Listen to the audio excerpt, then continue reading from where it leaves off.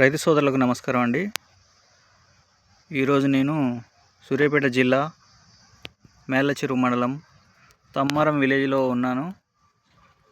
ఇక్కడ లక్ష్మీ నరసింహస్వామి నర్సరీలో సురేష్ అనే రైతు 21వ తారీఖు 6వ నెల 2026 తేదీన సలార్ విత్తనాలు విత్తించడం జరిగింది.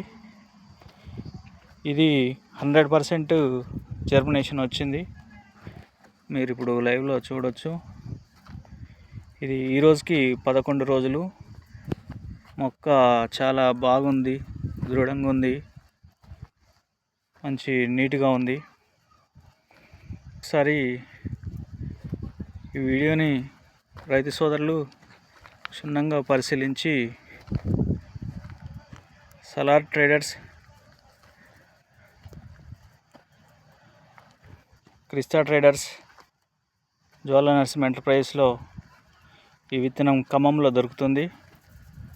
అందరూ ఈ విత్తనాన్ని సలార్ 344 అనే DCS కంపెనీ వారిది ఈ విత్తనాన్ని సద్వినియోగం చేసుకోవాల్సిందిగా రైతు సోదరులకి మనవి చేసుకుంటున్నాము.